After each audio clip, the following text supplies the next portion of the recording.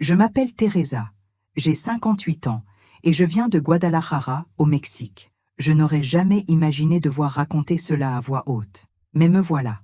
Ma fille a souffert en silence. Et moi aussi. Et le plus douloureux, c'est que cette souffrance a eu lieu là où nous nous croyions en sécurité. L'Église. C'est sans aucun doute l'histoire la plus difficile de ma vie.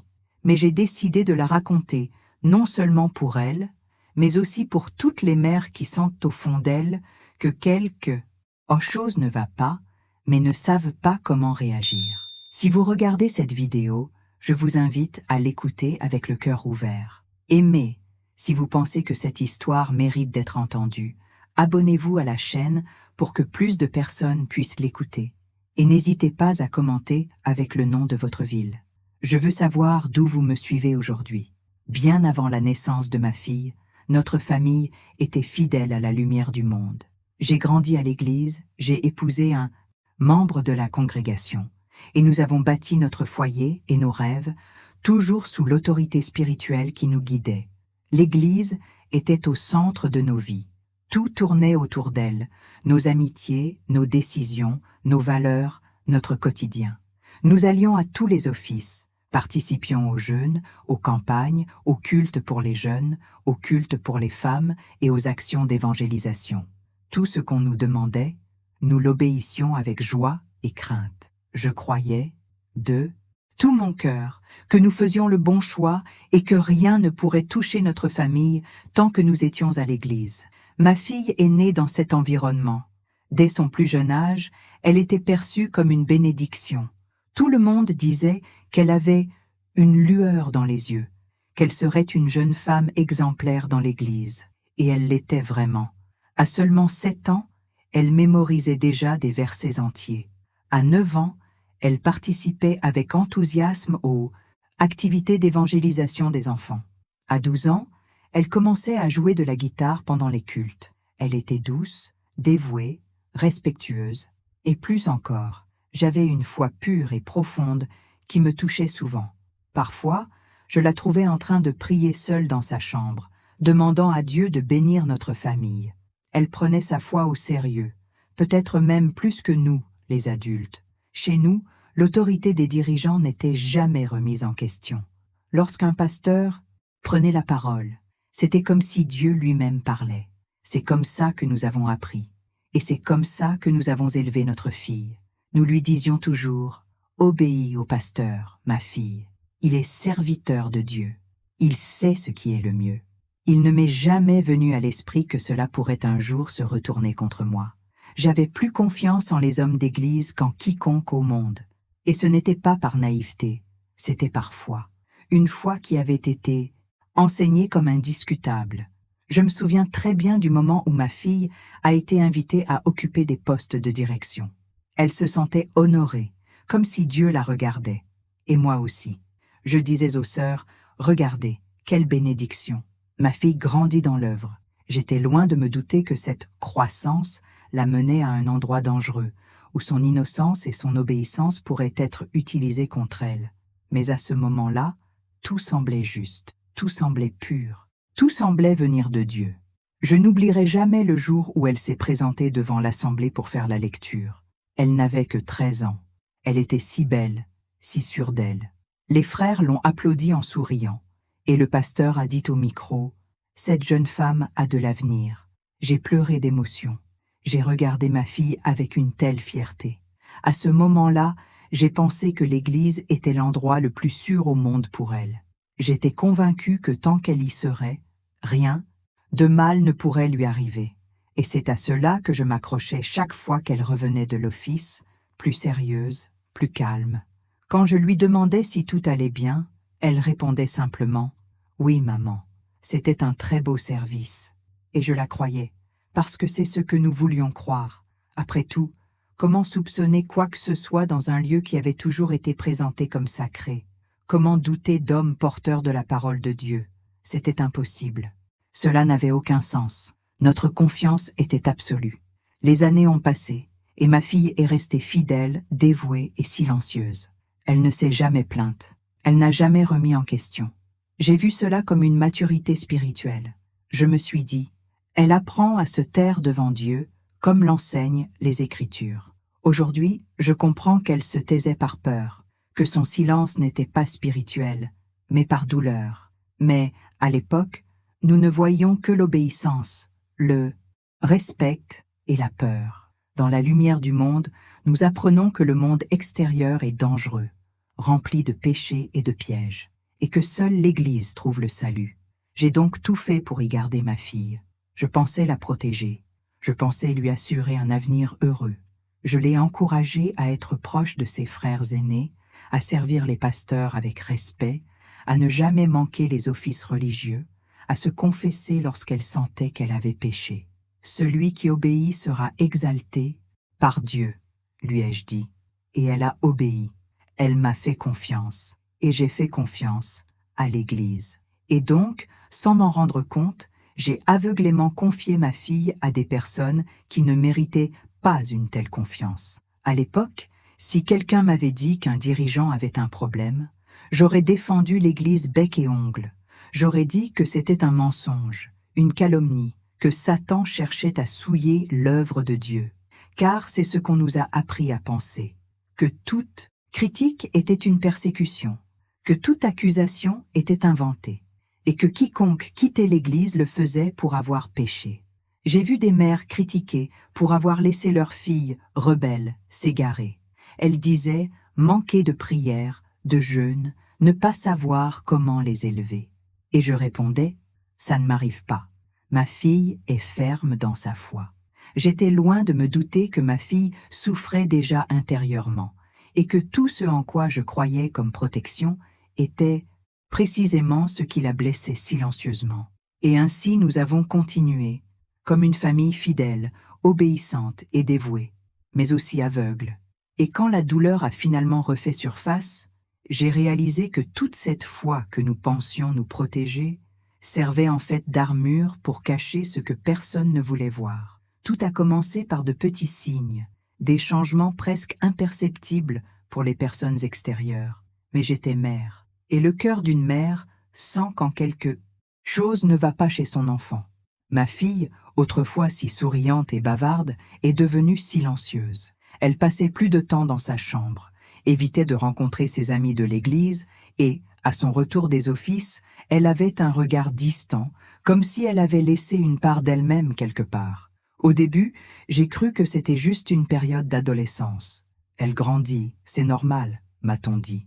Mais au fond, quelque chose en moi n'était pas en paix. Je me souviens d'un après-midi où je l'ai trouvée assise par terre dans la salle de bain, les jambes serrées contre elle, les yeux rouges. Je lui ai demandé ce qui s'était passé. Elle m'a répondu que c'était juste un mal de tête. J'ai insisté, mais elle a esquivé, donnant toujours des réponses courtes et fermées.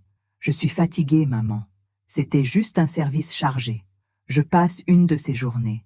Tout cela semblait être une tentative de taire quelque chose de plus grave, quelque chose qu'elle ne voulait ou ne pouvait pas dire. Les crises devinrent plus fréquentes, pleurs soudains, nuits blanches, effroi causé par les bruits du couloir. Je me réveillais au milieu de la nuit et la trouvais les yeux ouverts, fixant le plafond. Quand je lui demandais ce qui n'allait pas, elle souriait gênée et répondait « Rien, maman ». Je réfléchissais, mais ses yeux imploraient l'aide. Et moi, englué dans des années de doctrine et de peur, je ne voyais pas l'évidence. J'en ai parlé à mon mari, mais il m'a dit que c'était probablement émotionnel, peut-être un problème à l'école. Plus tard, nous avons parlé à une sœur aînée à l'église, et elle m'a dit « C'est une épreuve, ma sœur. Quand les jeunes commencent à grandir spirituellement, l'ennemi essaie de les attaquer avec tristesse et confusion. Ils doivent jeûner et prier pour elles. » Et c'est ce que nous avons fait. Nous avons intensifié nos jeûnes, redoublé nos prières. Nous sommes allés voir le pasteur et lui avons demandé conseil. Il nous a répondu par les mêmes paroles que nous entendrions bien plus tard. Fais confiance à Dieu. Ne remets pas en question. C'est une épreuve spirituelle. Dieu la façonne. Il lui a suggéré de participer davantage aux activités de l'Église, de rester plus proche des ouvriers et des ministres de l'Église, de rester proche de la congrégation. Quand on s'éloigne, l'ennemi trouve des ouvertures, a-t-il dit. Et, une fois de plus, je l'ai cru. Je croyais que plus elle s'impliquerait, plus elle serait protégée. Mais c'était précisément là qu'elle mourait intérieurement. À chaque office, elle redevenait plus silencieuse. Elle commença à verrouiller la porte de sa chambre, chose qu'elle n'avait jamais faite auparavant. Elle cessa de chanter pendant les offices, de sourire aux répétitions. Son expression était lourde, hagarde. Elle semblait porter un sentiment de culpabilité qui n'était pas le sien. Et pourtant, je continuais à penser que c'était une épreuve de foi. Après tout, c'est ce qu'on nous a toujours appris. On ne peut pas dire du mal des responsables. On ne peut pas se méfier du cadre sacré. Tout ce qui se passe dans l'Église est la permission de Dieu. Mais en moi, un nœud commença à se former. Quelque chose que je ne pouvais expliquer. Une douleur silencieuse, comme si mon cœur essayait de m'avertir. Je commençais à observer plus attentivement. Je prêtais attention aux noms qu'elle évitait de mentionner. Les moments où elle revenait plus tendue. Le profond silence qui régnait dans la maison après certains offices. Tout semblait indiquer quelque chose de non spirituel, quelque chose d'humain, quelque chose d'anormal. J'ai essayé de lui parler plus fermement, en lui demandant directement si quelqu'un avait fait quelque chose, si elle avait traversé quelque chose de grave. Elle a nié. Elle me regardait avec des larmes aux yeux et disait « Je ne veux pas t'inquiéter, maman » ou « Tu ne le croirais pas ». Et ça me blessait au plus profond de moi, parce que je voulais croire, je voulais la sauver. Mais en même temps, j'avais toujours cette vieille peur, peur de penser du mal de l'Église, peur de pécher par mes pensées, peur de douter de loin. J'ai commencé à interroger Dieu dans la prière. Seigneur, pourquoi ma fille est-elle ainsi? Pourquoi cette souffrance indicible? Mais même au sein de l'Église, on disait que ceux qui doutent de l'œuvre de Dieu ouvrent la porte au diable. Alors je me suis tue. J'ai pleuré dans mon oreiller et j'ai continué à faire comme si tout allait bien. Il y a eu un moment dont je me souviens à jamais. Elle revenait d'une veillée et j'étais dans la cuisine en train de préparer le petit déjeuner. Elle est entrée et est allée directement dans sa chambre. Elle ne m'a même pas saluée. Je l'ai suivie. En ouvrant la porte, j'ai trouvé ma fille agenouillée, tremblante, face contre terre. Elle pleurait en silence. Je me suis agenouillée près d'elle. J'ai serré son corps froid dans mes bras et je lui ai demandé, une fois de plus, « Que se passe-t-il, mon amour ?» Elle a simplement répondu, « Maman, prie pour moi, s'il te plaît. » À ce moment-là, j'ai senti que quelque chose n'allait vraiment pas. Pourtant, je n'avais toujours pas le courage d'affronter qui que ce soit. On m'avait appris toute ma vie que médire des dirigeants revenait à se retourner contre Dieu. Et ma foi, ou la peur déguisée en foi, m'empêchait d'agir. Je préférais croire que ce n'était qu'une tempête spirituelle, que cela passerait, que Dieu était aux commandes. Mais chaque jour qui passait, ma fille s'égarait un peu plus. L'étincelle dans ses yeux s'est estompée. La joie avait disparu. La jeune fille qui priait avec foi et chantait doucement vivait désormais en silence, comme enfermée dans son propre corps. Et pourtant, à l'Église, on nous disait de ne pas céder à l'ennemi avec nos doutes, que ce n'était qu'une phase, qu'elle reviendrait à la normale, que Dieu polissait son âme. Aujourd'hui, je comprends que c'était une façon cruelle de nous réduire au silence, de nous maintenir dans la soumission, d'empêcher les mères comme moi de poser des questions difficiles. Mais à l'époque, j'étais encore piégée.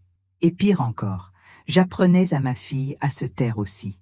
Sans m'en rendre compte, je la laissais seule dans sa douleur, car je ne savais pas qu'en la protégeant du doute, je l'exposais à la souffrance. Je n'oublierai jamais ce jour-là. Le ciel était couvert, comme si même le ciel ressentait le poids de ce qui allait arriver. Ma fille est rentrée après la messe de l'après-midi, les yeux rougis, les épaules voûtées, et une expression qui n'était plus de la tristesse, mais de l'épuisement. Une lassitude que seuls ceux qui portent un lourd secret connaissent. J'étais dans la cuisine, en train de préparer un repas simple, lorsqu'elle est entrée en silence, s'est appuyée contre la porte, et m'a regardé d'une manière qui m'a paralysée. Ses yeux, les yeux de ma petite fille, imploraient d'être entendus. C'était comme si tout en elle allait exploser. « Maman ?» Je peux te dire quelque chose ?» Sa voix était faible, étranglée. J'ai immédiatement éteint le feu, séché mes mains et me suis approché d'elle. « Bien sûr, ma chérie, qu'est-ce qui ne va pas ?» Elle hésita. Elle regarda autour d'elle. Ses mains tremblaient. Elle s'assit sur la chaise de la cuisine, mais se releva aussitôt. C'était comme si elle ne trouvait pas d'endroit sûr, même chez elle. C'est alors qu'elle a dit, les larmes aux yeux. « Ne dis rien, maman. Promets-moi que tu ne diras rien. » Mon cœur s'est emballé. « Qu'est-ce qui se passe, ma fille? Tu me fais peur. » Elle se mit à pleurer désespérément. Elle essaya de parler, mais ses mots sortirent, entrecoupés de sanglots. « Maman, le frère, il m'a demandé qu'il n'avait rien dit. Il a dit que c'était un secret entre nous et Dieu. » Mon corps se figea. J'avais l'impression que mon sang s'était arrêté de circuler. Mon estomac se noua. À cet instant, je tentais encore de nier ce que je comprenais. « Quel frère, ma fille? Qu'a-t-il fait? S'il te plaît, dis-moi. » Elle tremblait. Elle se couvrit le visage des mains comme si elle voulait disparaître. Puis, dans un murmure, elle avoua. « Je me suis touchée, maman. Plusieurs fois. J'ai dit que c'était normal, que c'était une bénédiction, que si je le disais, Dieu me punirait. » À ce moment-là, mon monde s'est effondré.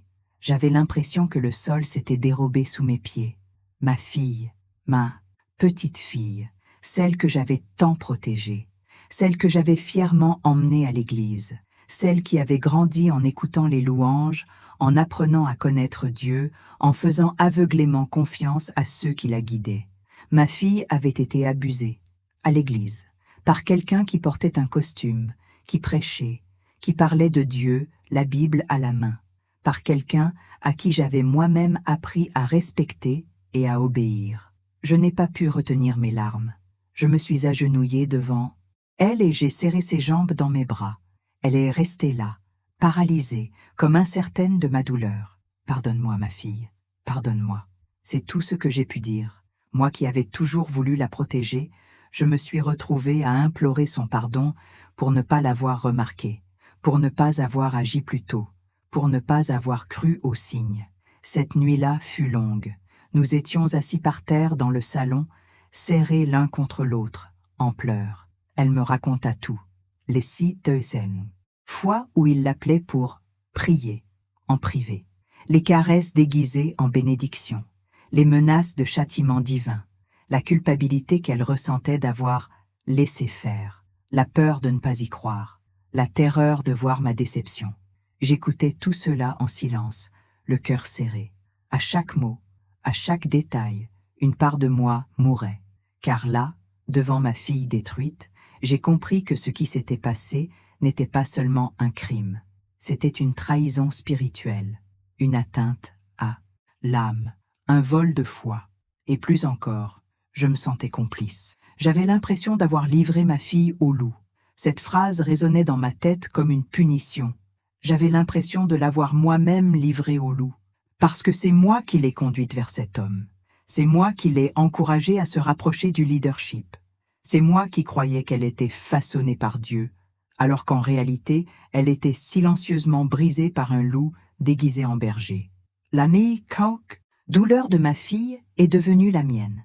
Et depuis ce jour, plus rien n'a été comme avant, ni en moi, ni à la maison. Elle m'a supplié. « Maman, ne le dis à personne. Il a dit que si quelqu'un l'apprend, ils nous mettront dehors. Ils diront que c'est un mensonge, que c'est moi la coupable. » Et j'ai vu de mes propres yeux à quel point la manipulation spirituelle peut museler une victime. Comment elle peut tout bouleverser, même dans l'esprit d'un enfant ou d'un adolescent. J'étais sous le choc. Entre mon instinct de protéger ma fille et la peur d'affronter l'Église, j'ai passé une nuit blanche. Mon esprit s'emballait. Je me souvenais de toutes les fois où j'avais fait confiance à ce pasteur. Je me souvenais de ses étreintes lors des réunions, de son autorité, du respect qu'il inspirait aux autres membres. Je me souvenais des fois où ma fille quittait le culte en pleurs et où il me disait « Tu es touchée par l'esprit, ma sœur. Laisse Dieu agir. » Et maintenant, tout avait du sens. Trop tard. J'ai ressenti une colère que je n'avais jamais ressentie auparavant. Un mélange de haine, de frustration et de culpabilité. Parce que j'ai réalisé que tout le système était conçu pour les protéger, et non les victimes. Et ma fille n'était qu'une de plus. Une parmi tant d'autres qui n'ont jamais eu le courage de parler, ou qui, lorsqu'elles l'ont fait, ont été réduites au silence, accusées, expulsées. Mais à cet instant, même en morceaux, je lui ai promis, tu ne seras plus jamais seule, tu ne te tairas plus jamais par peur, je suis avec toi, et maintenant je vais me battre. C'était le début d'une nouvelle ère, une ère de douleur, certes, mais aussi de vérité, car une fois le mensonge tombé, il n'y a plus de retour en arrière. Après cette nuit où ma fille m'a tout raconté, le silence à l'intérieur de la maison s'est transformé en un cri constant. C'était comme si les murs murmuraient des souvenirs, comme si le sol tremblait à chaque fois que le nom du pasteur était mentionné. Mais le plus dur n'était pas d'entendre la vérité, mais de décider quoi en faire. Pendant des jours, j'ai erré dans la maison comme un fantôme. J'essayais d'agir normalement, mais le cœur battant. J'ai regardé ma fille et j'ai vu un morceau d'elle brisé, un morceau qui ne se reconstruirait peut-être jamais. Et en même temps, mon esprit me rappelait, tu fais toujours partie de l'Église. Tu es toujours considérée comme une sœur fidèle. Tu as toujours un nom. Et c'est précisément ce qui m'a paralysée. La peur m'envahissait complètement. La peur de l'Église, la peur de ce qu'il dirait, la peur qu'il ne la croit pas, la peur qu'il nous expulse, la peur de voir ma fille blessée à nouveau, cette fois par ceux-là même qui auraient dû l'accueillir. Et le pire, c'était la peur de perdre la seule communauté que nous ayons jamais connue. Car ce n'était pas seulement une église, c'était tout. Amis, famille, routine, souvenirs, tout tournait autour de la lumière du monde. Il m'arrivait de décrocher le téléphone pour appeler quelqu'un, mais mes mains tremblaient. J'ai pensé en parler à ma sœur, qui était aussi membre. Mais que dirait-elle? Et si elle pensait qu'on mentait?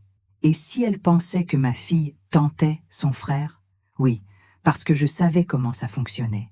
J'avais vu d'autres filles se faire réduire au silence avec des phrases comme « elle l'a cherché »,« il a peut-être mal interprété » ou pire, « c'est une épreuve de foi ». J'ai commencé à prier comme jamais auparavant, parfois à voix haute, parfois simplement dans ma tête, aux petites heures du matin, pendant que ma fille dormait. J'ai demandé à Dieu, « Seigneur, que dois-je faire? Montre-moi, donne-moi la force, parce que je ne sais pas si je pourrais supporter cela seule. » Et c'est cette solitude qui m'a fait le plus mal, car même face à une situation aussi grave, je n'avais pas l'impression de pouvoir compter sur qui que ce soit. Quand j'ai essayé d'en parler à l'une de mes sœurs les plus proches, sans entrer dans les détails, elle a poussé un profond soupir et m'a dit « Ma sœur, il y a des choses qu'il vaut mieux laisser à Dieu. Ne faites pas de scandale, c'est déjà arrivé. Priez et vous verrez que votre fille guérira. » Cela m'a frappé comme une pierre en pleine poitrine. C'est déjà arrivé? Comme ça, c'est déjà arrivé. Ma fille pleurait encore toutes les nuits. Elle avait toujours peur de sortir. Elle se réveillait toujours effrayée. Comment une chose aussi grave avait-elle pu passer comme ça? Une autre sœur aînée m'a regardé d'un air sévère lorsque j'ai tenté d'exprimer mon angoisse et m'a dit « Si tu dis ça, tu vas détruire ton foyer. Tu vas détruire l'Église. Veux-tu porter ça ?» À ce moment-là, j'ai compris que beaucoup d'entre eux ne protégeaient pas la vérité. Ils protégeaient le système. Et je ne voulais plus protéger aucun système. Mais même avec cette lucidité, la culpabilité me consumait. Car en moi, il y avait toujours la femme qui croyait, celle qui était façonnée pour obéir, celle qui passait des années à dire « Amen » à tout, et qui portait encore une voix intérieure qui disait « Se taire est un signe de foi. Dieu fera justice. » Seulement, cette fois, cette voix était en conflit avec quelque chose de bien plus fort, l'instinct maternel. Pendant des jours, j'étais deux personnes à la fois. La sœur fidèle, qui continuait d'assister aux offices, affichant des sourires forcés, faisant comme si de rien n'était, et la mère dévastée, qui pleurait en cachette la nuit, effrayée, en colère, le cœur en feu. Parfois, je regardais ma fille pendant les offices et je voyais ses yeux perdus et tout en moi me criait « Tu dois faire quelque chose, tu es sa mère ». Mais en même temps, La peur paralysait toute tentative, car je savais ce qui allait suivre. J'en avais vu d'autres qui tentaient de parler. Ils avaient disparu. On les traitait de menteurs, de pécheurs, de déviants, et l'agresseur. Il avait toujours un costume, un micro et une autorité divine. C'était comme ça. C'était toujours comme ça. J'ai commencé à écrire des lettres, à moi-même, à Dieu, aux dirigeants. Je les ai toutes déchirées. Aucune ne me semblait suffisante. Aucune ne pouvait exprimer le chaos qui m'habitait. Comment expliquer que ma foi était anéantie par la vérité? Comment exprimer avec des mots que moi, qui avais toujours défendu l'Église, je me sentais maintenant trahi par elle? Il y a eu un moment où je me suis regardée dans le miroir et je me suis demandé, si tu n'étais pas mère, parlerais-tu? Et la réponse m'a brisée de l'intérieur, parce que peut-être serais-je restée silencieuse. Peut-être, comme tant d'autres, aurais-je accepté la douleur comme une croix et continué à faire semblant. Mais en tant que mère, c'était impossible. C'était impossible. La douleur de ma fille était la mienne.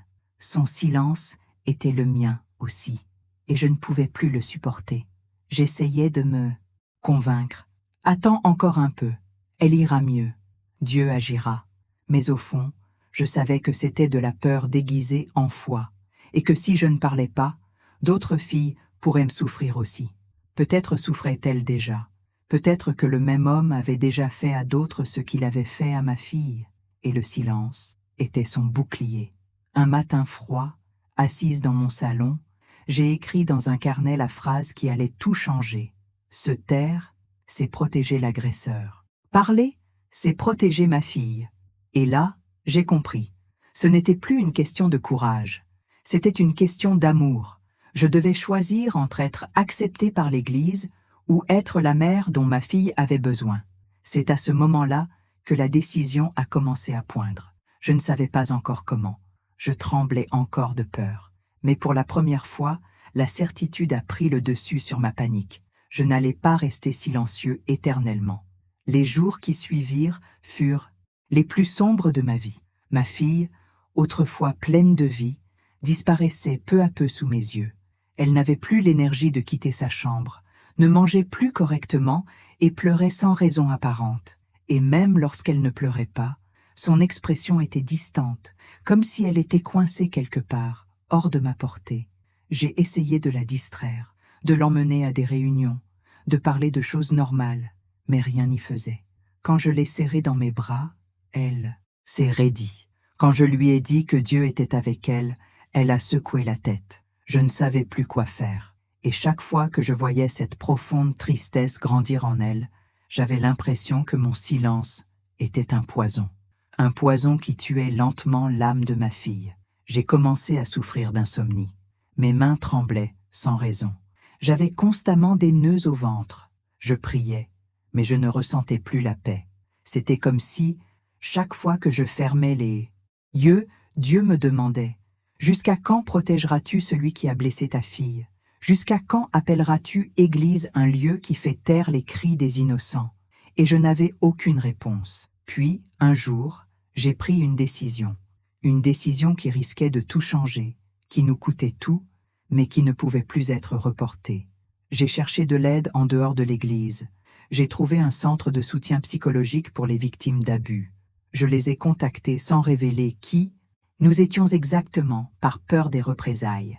Mais rien qu'en entendant quelqu'un au bout du fil me dire « Tu as bien fait de demander de l'aide », j'ai pleuré comme je n'avais pas pleuré depuis longtemps. J'ai programmé une séance pour ma fille. Au début, elle a résisté. Elle avait peur, gênée. Elle disait que personne ne comprendrait. Mais j'ai gentiment insisté, lui disant qu'elle n'avait pas besoin de tout me dire d'un coup. Elle avait juste besoin d'y aller, voir, respirer. Petit à petit, elle a commencé à se confier. La psychologue était sensible, bienveillante et patiente. Et c'est là, dans ce petit bureau, que ma fille a fait ses premiers pas hors de l'obscurité.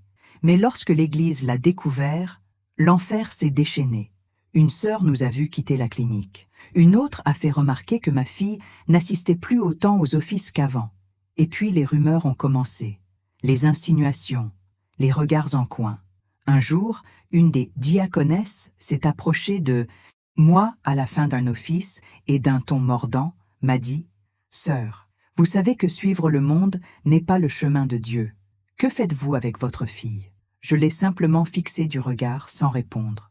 Mais intérieurement, je tremblais de rage. Bientôt, les murmures commencèrent. Ils disaient que j'étais spirituellement confuse, que ma fille était attaquée par l'ennemi, et que, en tant que mère, je devais la ramener à la foi, comme si elle s'était égarée, comme si c'était sa faute. Mais le coup le plus dur est venu de là où je m'y attendais le moins. D'autres femmes, des sœurs avec qui j'ai partagé mes larmes en prière, avec qui j'ai fait des retraites, avec qui j'ai partagé ma vie. Une à une, elles ont commencé à s'éloigner. Elles ont cessé de me saluer.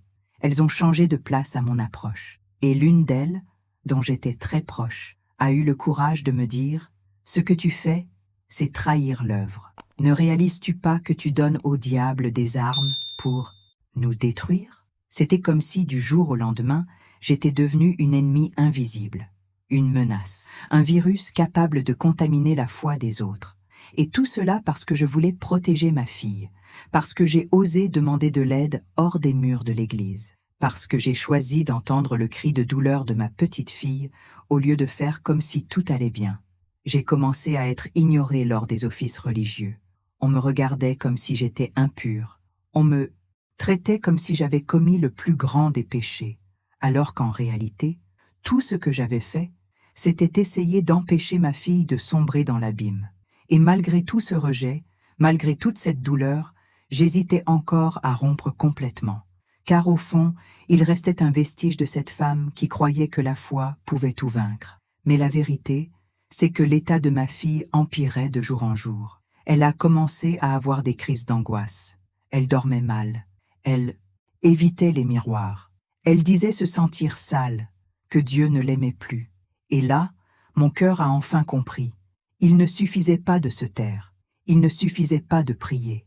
Il fallait rompre avec tout ce qui avait contribué au silence et à la douleur. L'Église ne nous a pas accueillis. Elle n'a pas voulu nous écouter.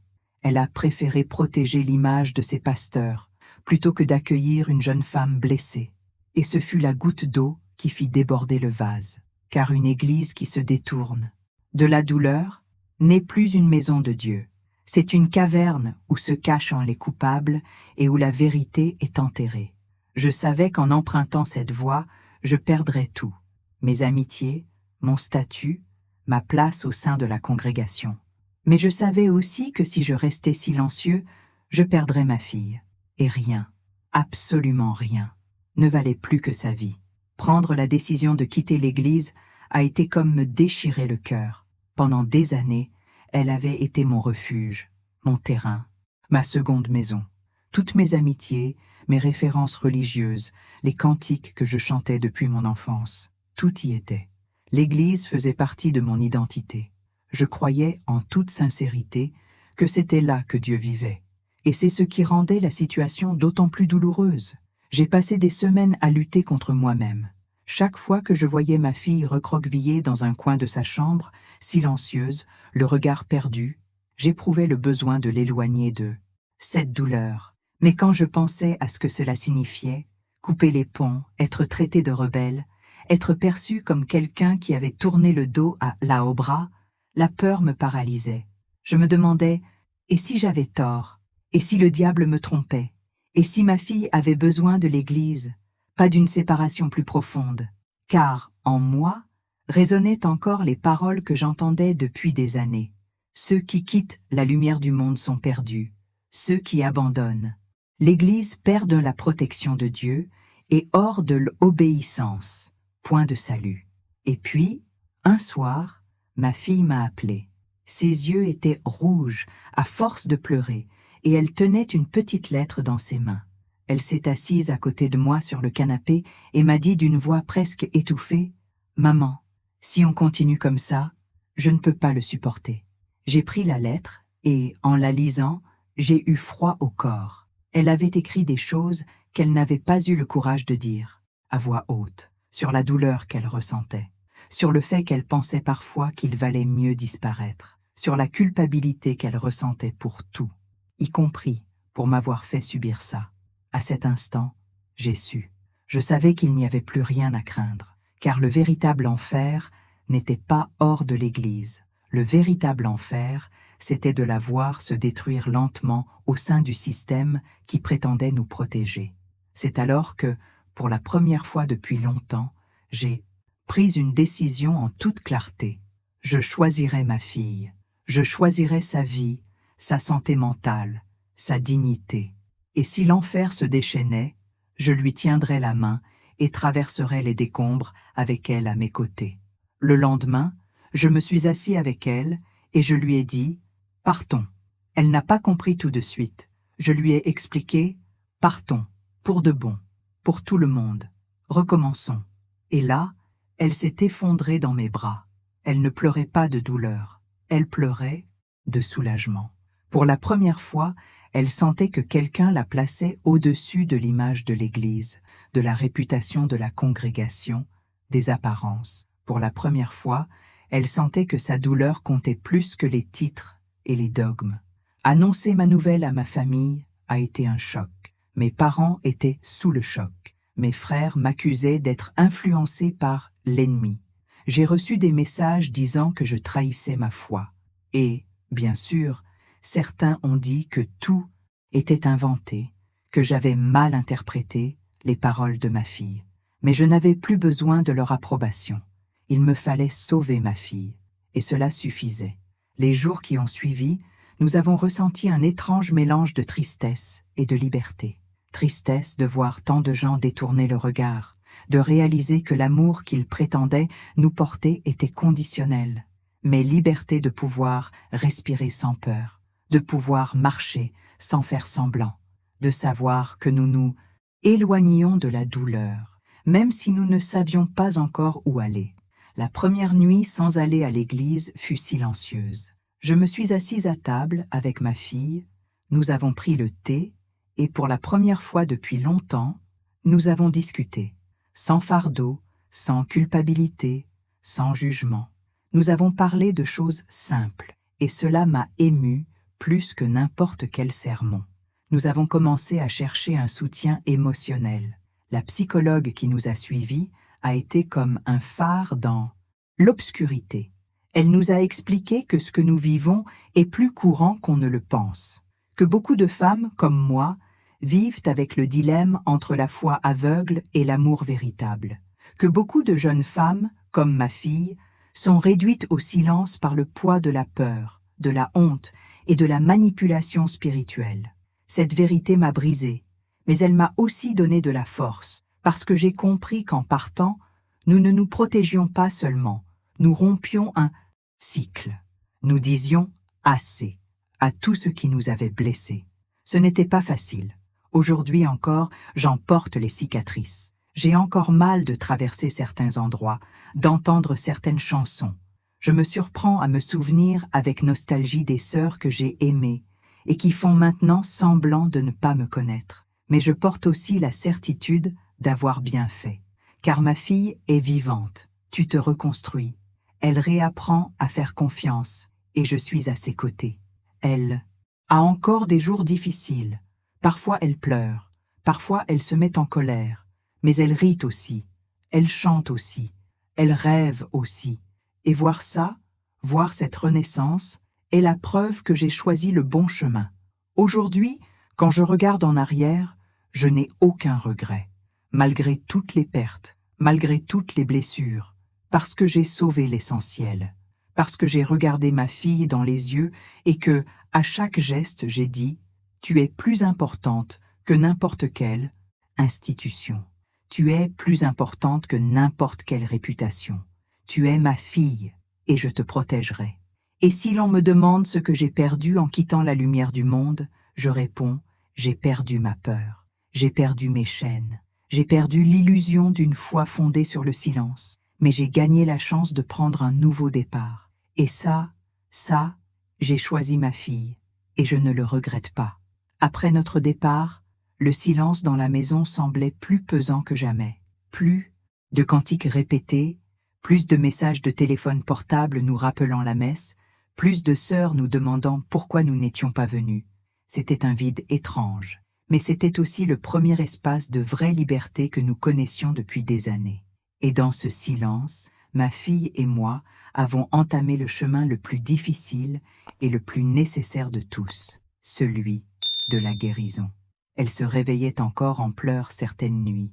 Elle faisait des cauchemars, se cachait dans la salle de bain, évitait les miroirs.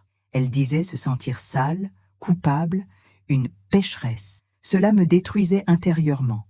Comment une fille si gentille et si douce pouvait-elle se sentir si coupable pour quelque chose qui n'était pas de sa responsabilité? C'est là que j'ai compris que, malgré l'amour maternel, je ne pouvais pas la guérir seule.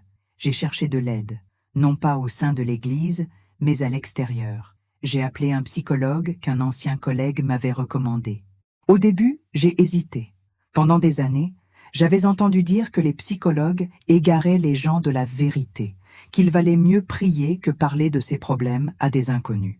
Mais à ce moment précis, j'ai compris que Dieu pouvait utiliser n'importe qui, y compris un professionnel, pour restaurer nos vies. La première séance a été difficile. Ma fille parlait à peine. Elle pleurait et me serrait les mains. J'avais envie de crier pour elle, de tout lui dire, mais je savais que son heure était venue. Et ainsi de suite, semaine après semaine. Parfois, je l'attendais dans la salle, en buvant un café. D'autres fois, la psychologue me convoquait pour parler aussi. Et c'est au cours de ces conversations que j'ai commencé à voir quelque chose que je n'avais jamais envisagé, que j'étais moi aussi blessée, que j'avais moi aussi dû me taire pendant des années, que ma foi, à laquelle je tenais tant, avait été utilisée comme un instrument de contrôle, de peur, de silence. J'ai aussi commencé une thérapie, et ce fut libérateur. Pour la première fois, quelqu'un m'écoutait sans jugement, sans me dire que je devais obéir, sans me reprocher mes doutes. Pour la première fois, je pouvais pleurer sans craindre de faire honte au travail. Petit à petit, les sourires sont revenus. Ma fille s'est remise à dessiner, à écouter de la musique, à cuisiner avec moi, des choses simples, mais qui ressemblaient à des miracles. Elle dormait mieux. Elle voulait repeindre sa chambre. Elle s'est fait couper les cheveux.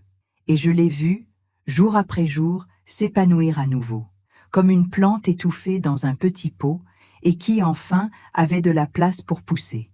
C'est au cours de ce processus que j'ai aussi découvert quelque chose de précieux. Une foi différente, une foi douce, une foi qui ne me demandait pas de me taire, qui ne disait pas que Dieu me punirait si je dénonçais le mal. Une foi qui ne me qualifiait pas de rebelle, mais de fille. J'ai commencé à lire la Bible par moi-même, sans les interprétations imposées par l'Église. J'ai découvert des versets qui parlaient de justice, d'amour véritable et de compassion. Et j'ai compris que nulle part Dieu ne demandait aux mères de sacrifier leurs enfants pour préserver un semblant de sainteté. Je me souviens d'un jour en particulier.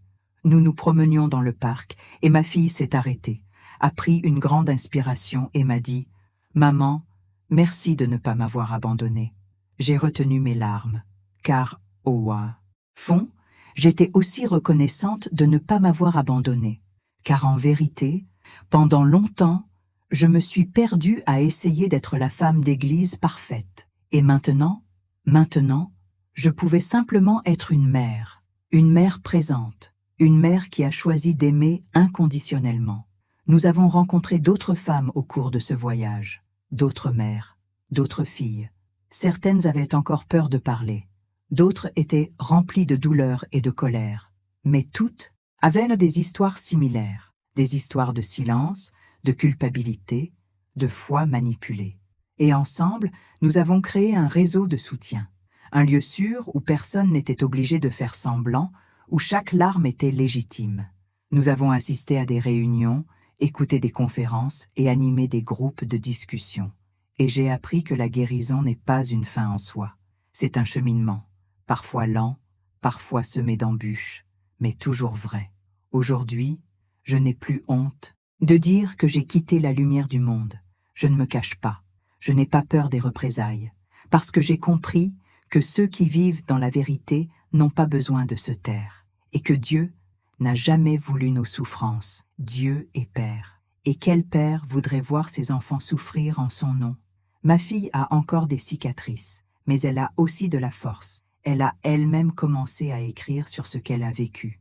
Elle a dit qu'un jour, elle voulait aider d'autres filles à éviter ce qu'elle a vécu, et je serai à ses côtés, comme je l'ai toujours été, mais maintenant, plus consciente, plus éveillée, plus libre.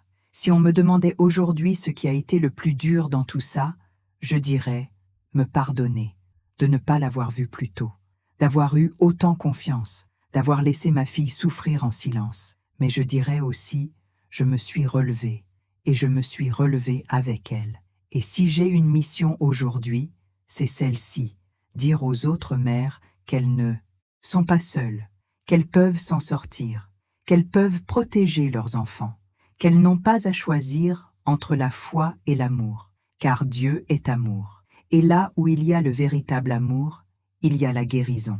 Et là où il y a la guérison, il y a la liberté. Pendant longtemps, j'ai cru que nous étions seuls, que notre douleur était une exception, qu'il s'agissait peut-être d'une erreur isolée, d'un malheureux détour dans une œuvre soi-disant sacrée.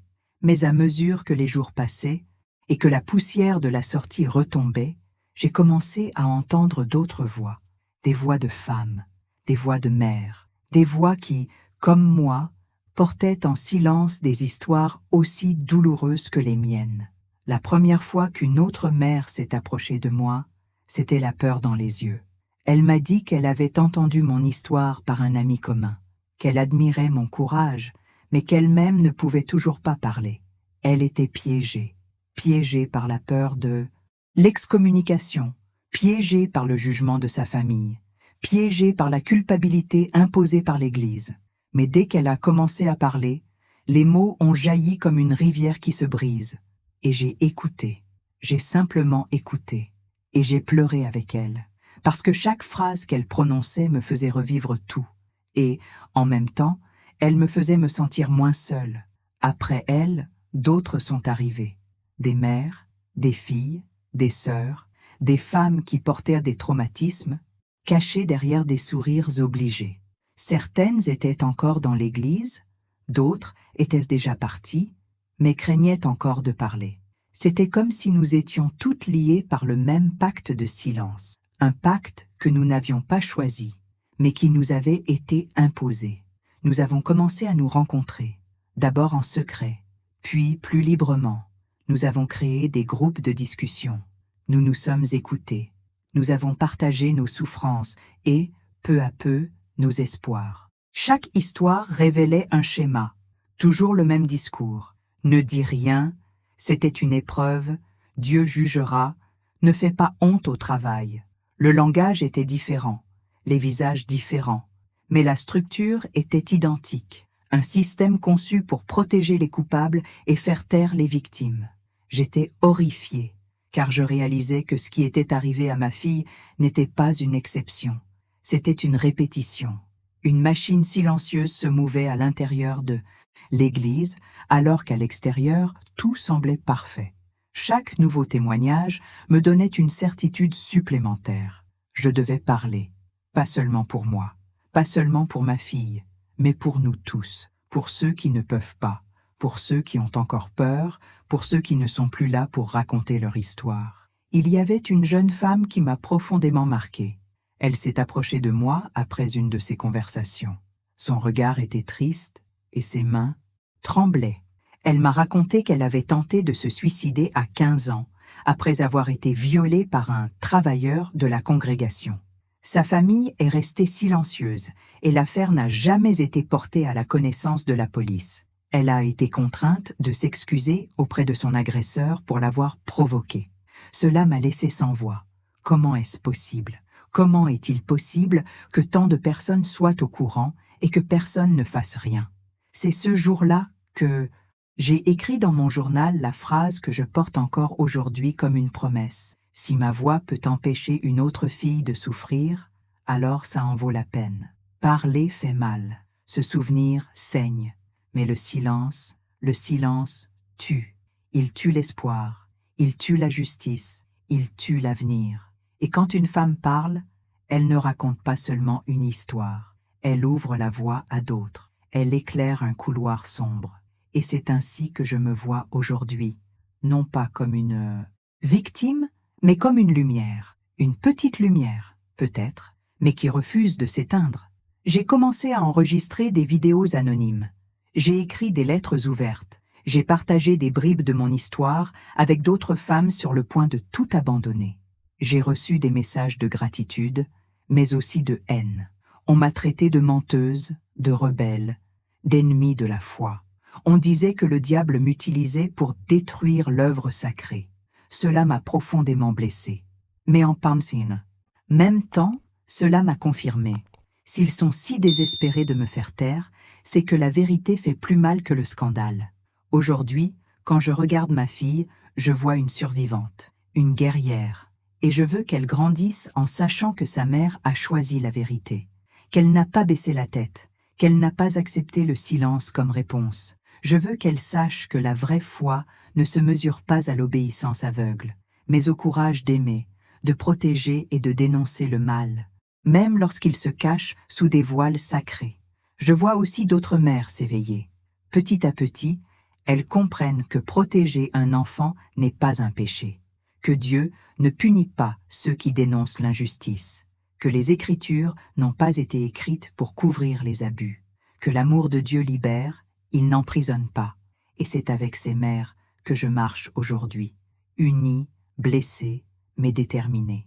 Si cette histoire vous a touché, si à un moment donné vous avez senti que quelque chose n'allait pas, mais que vous avez gardé le silence, sachez que vous n'êtes pas seul. La peur est réelle, je le sais, mais la vérité l'est tout autant. Et la vérité guérit, la vérité unit, la vérité sauve. Peut-être l'Église tente-t-elle encore de nous réduire au silence. Peut-être que beaucoup ne croiront jamais. Peut-être sommes-nous attaqués, rejetés, discrédités. Mais rien de tout cela n'effacera ce que nous avons vécu. Et surtout, rien de tout cela ne nous empêchera de parler. Parce que je ne parle plus seulement en tant que mère de ma fille. Je parle en tant que mère de toutes les filles qui n'ont pas été entendues. Je parle en tant que voix de toutes les mères qui se sont réveillées trop tard. Je parle en tant que femme qui a décidé de briser le cycle de la douleur avec courage. Si ma voix peut sauver, ne serait-ce qu'une vie, alors qu'elle résonne, qu'elle perturbe, qu'elle réveille. Car je ne suis pas le seul. Et c'est pourquoi je parle. Aujourd'hui, après tout, après la peur, la douleur, les nuits blanches, le jugement et le silence forcé, je regarde en arrière et vois une femme différente, une femme qui portait la culpabilité, la honte, les doutes, mais qui, par-dessus tout, portait l'amour. Et c'est cet amour qui m'a amené ici, l'amour pour ma fille, l'amour de la vérité, l'amour de la vie. C'est pourquoi aujourd'hui, je regarde cet appareil photo. Je respire profondément et je dis, avec tout le poids et la force que ces mots portent, ils m'ont forcé à me taire, mais je ne le ferai plus. Ils m'ont forcé à sourire alors que mon monde s'effondrait. Ils m'ont fait porter du blanc pendant que mon cœur saignait. Ils m'ont forcé à faire semblant d'avoir la foi, alors que ce que je ressentais était du désespoir. Mais je n'accepte plus d'être complice. Je n'accepte plus de dissimuler, de protéger, de réduire au silence. Je ne suis pas né pour ça. Aucun de nous ne l'était. Je sais que tu m'observes en silence en ce moment.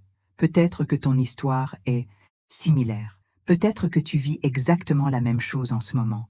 Peut-être que ta fille a changé, et tu ne sais toujours pas pourquoi. Peut-être que tu as senti au fond de toi que quelque chose n'allait pas, mais tu as peur de l'admettre. Je sais ce que c'est. Je l'ai vécu. Et je te le dis, la peur paralyse, mais la vérité libère. Si vous êtes mère, vous comprenez. Car l'instinct de protection est plus fort que toute doctrine. Car la douleur d'une fille est notre propre douleur multipliée par 1000. Et parce qu'en fin de compte, aucun temple, aucun pasteur, aucun dirigeant, ni aucune église au monde n'est au-dessus de la responsabilité que nous avons envers nos enfants. Peut-être êtes-vous dans la lumière du monde en ce moment, et quelque chose en vous hurle. Peut-être ont-ils déjà essayé de faire taire ce cri avec des versets déformés, des phrases toutes faites comme « ne fais pas honte au travail » ou c'est une épreuve. Mais écoutez ce cri. C'est le cri de la vérité. C'est l'esprit qui vous dit que Dieu n'est pas dans l'abus, la manipulation ou la peur. Dieu est amour. Et l'amour ne cautionne jamais la souffrance d'un enfant. J'ai dû presque tout perdre pour comprendre cela. J'ai dû voir ma fille dépérir. Je me suis vue seule, rejetée, calomniée, pour trouver la voix que vous entendez ici aujourd'hui. Mais vous n'avez pas à attendre aussi longtemps. Vous pouvez choisir la vérité maintenant. Vous pouvez protéger ceux que vous aimez. Vous pouvez briser ce cycle qui tue en silence. Et je sais que ce n'est pas facile. Parler coûte cher. La vérité blesse. Dénoncer détruit des châteaux de sable qui ont mis des années à se construire. On perd des amis, on perd du soutien, on perd même son identité. Parce que pendant si longtemps, on vous a fait croire que votre foi dépendait de l'institution. Mais la vraie foi commence quand on rompt avec le mensonge, quand on comprend que le royaume de Dieu n'est pas fait de murs, mais de justice, de compassion et d'amour qui protège les plus petits. Aujourd'hui, ma fille porte encore des cicatrices, moi aussi, mais nous avançons la tête haute, parce que nous avons choisi la vie, parce que nous avons choisi le véritable amour, et parce que nous savons que Dieu a toujours été avec nous, même lorsque l'Église nous a tourné le dos.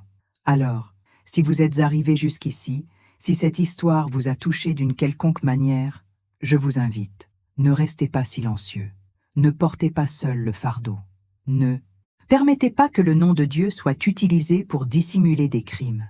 Si vous êtes aussi une mère, ou un père, ou une fille, ou simplement quelqu'un qui aime la vérité, aimez maintenant. Cela permettra à cette vidéo d'atteindre ceux qui en ont besoin. Abonnez-vous à la chaîne. Ici, nous disons ce que beaucoup ont encore peur de dire.